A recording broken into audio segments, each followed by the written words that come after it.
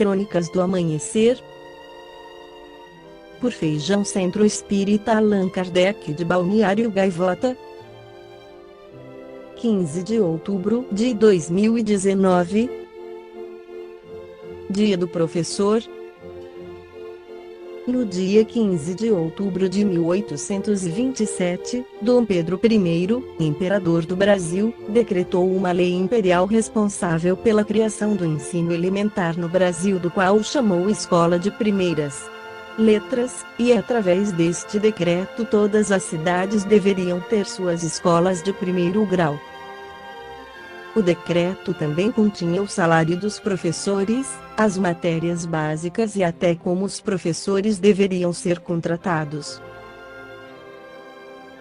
Origem do Dia dos Professores. A comemoração começou em São Paulo, onde 4 professores tiveram a ideia de organizar um dia de parada para comemorar esta data, e também traçar novos rumos para o próximo ano. Esta data foi oficializada nacionalmente como feriado escolar através do Decreto Federal N. 52.682, de 14 de outubro de 1963.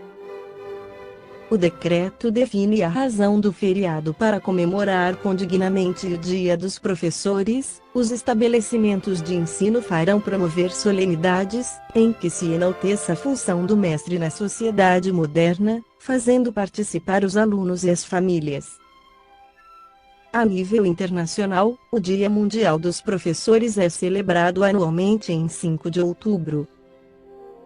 Nota de Allan Kardec. A resposta dos Espíritos à pergunta 685 do Livro dos Espíritos diz o seguinte: há um elemento, que se não costuma fazer pesar na balança e sem o qual a ciência econômica não passa de simples teoria. Esse elemento é a educação, não a educação intelectual, mas a educação moral. Não nos referimos, porém, à educação moral pelos livros, e sim a que consiste na arte de formar os caracteres, a que incute hábitos, porquanto a educação é o conjunto de hábitos adquiridos. Quando essa arte for conhecida, compreendida e praticada, o homem terá no mundo hábitos de ordem e de previdência para consigo mesmo e para com os seus, de respeito a tudo o que é respeitável, hábitos que lhe permitirão atravessar menos penosamente os maus dias inevitáveis. A desordem e a imprevidência são 2 chagas que só uma educação bem entendida pode curar. Esse é o ponto de partida, o elemento real do bem-estar, o penhor da segurança de todos. Allan Kardec, já no século passado, conceitua a educação, não como uma ciência e sim como uma arte, único elemento capaz de inverter esse desequilíbrio. Não a educação intelectual, mas a educação moral, diz ele, complementando não a educação moral pelos livros e sim aquela capaz de formar os caracteres, isto é, os hábitos de ordem e de previdência. Para tanto, vem o Espiritismo, a partir dos livros da codificação, fornecendo vasto material neste campo, quer escritos por autores encarnados, tais como J.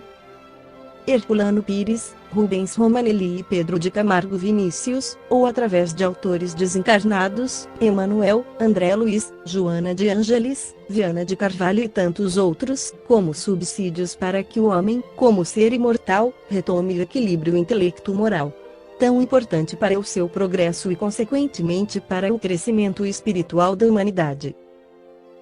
Joana de Ângeles, no livro Estudos Espíritas pela psicografia de Divaldo Pereira Franco, afirma: a educação encontra no Espiritismo respostas precisas para a melhor compreensão do educando e maior eficiência do educador no labor produtivo de ensinar a viver, oferecendo os instrumentos do conhecimento e da serenidade, da cultura e da experiência aos reiniciantes do sublime caminho redentor, através dos quais os tornam homens voltados para Deus, o bem e o próximo. Seguindo o raciocínio de Kardec, educador não é somente aquele que fala do púlpito sacerdotes e religiosos ou da tribuna oradores, professores ou intelectuais, mas qualquer pessoa que, pelo processo das explicações ou das experiências, procura passar ensinamentos úteis para outrem, e neste sentido estão incluídos os pais, avós ou quaisquer outras que tenham a paciência necessária para, descendo até o nível de entendimento do educando, transmitir algum ensinamento que possa formar ou modificar a sua conduta. Para tanto, não é necessário ocasião especial, pois o processo a ser utilizado deve ser o da simples conversação, e neste trabalho educacional, principalmente na primeira infância, entra o papel da mãe, como primeira educadora, por estar em maior contato com a criança, não excluindo o pai, mais modernamente os avós, já que grande parte das crianças passam parte do dia com eles, em virtude de muitas mulheres, nos dias atuais, trabalharem fora do lar. O que queremos acentuar é que, para ensinar, não há necessidade de se ter uma formação acadêmica, visto que a experiência de vida é um patrimônio inalienável dos mais idosos. Os indígenas e algumas civilizações orientais bem o sabem, dando importância muito grande à sabedoria dos anciãos. Entretanto, a experiência não tem valor, se não se aprende com ela. O Momento Espírita da Federação Espírita do Paraná traz um excelente texto sobre ser professor. Se alguém lhe perguntasse qual é a mais nobre das profissões, o que você responderia? Talvez a resposta correta seja todas. Todas as que são exercidas com nobreza. Todavia, há uma profissão da qual praticamente todas as demais dependem, é a de professor. Esse profissional é o grande responsável pela formação intelectual dos seres que passam pelas salas de aula. E não são poucos. O professor é quase um segundo pai e a professora, uma segunda mãe, pois ambos têm o poder de influenciar sobremaneira, na formação dos caracteres de seus alunos. Por isso, a profissão do educador é uma das mais nobres e também de grande responsabilidade. Se todo professor tivesse consciência da gravidade da ação que exerce sobre seus educandos, certamente a nossa sociedade seria melhor. Não queremos dizer que toda a responsabilidade pese sobre o professor, mas grande parte dela, já que os pais são os maiores responsáveis pela conduta moral dos filhos. No entanto, há professores e professores. Há aqueles que não passam de comerciantes da educação. Dão suas aulas como quem se desincumbe de pesado fardo, pensando no valor que recebem no final do mês. Há os indiferentes, que dão aulas de forma maquinal, não se esforçam nem para sair da mesmice, que os alunos já não suportam mais. Há aqueles que são exemplo vivo da deseducação. Sentam-se na mesa, gritam para serem ouvidos, esmurram a mesa ou o quadro para chamar a atenção dos educandos. Há também os que pensam que crianças são adultos em miniatura.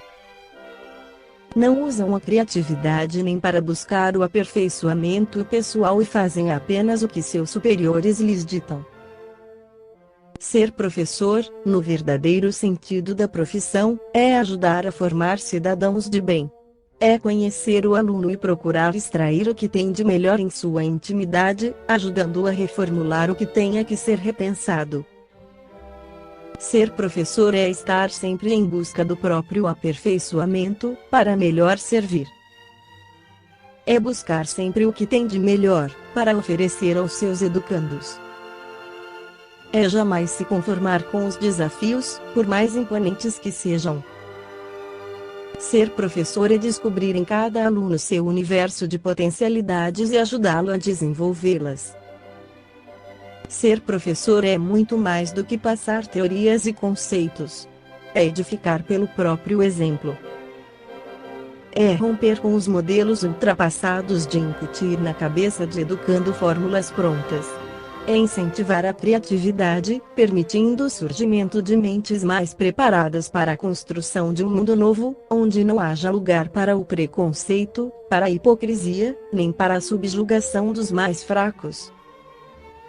Ser professor, finalmente, é poder aplicar o amor na sua mais expressiva manifestação de sublimidade. É fazer brilhar no íntimo de cada aluno a chama sagrada que o Criador ali depositou. O nobre professor é abençoado maestro que consegue retirar dessa harpa viva, que é o coração da criança, a mais sublime musicalidade. Sabe dedilhar nas cordas mais sutis da alma juvenil, a canção do dever e da justiça. Consegue despertar nas almas que lhe ouvem os sábios conselhos, a mais harmoniosa melodia da esperança, da fé e do amor sem limites. Esta foi a crônica do amanhecer de 15 de outubro de 2019. Por Feijão Centro Espírita Allan Kardec de Balneário Gaivota. Que a paz esteja com todos.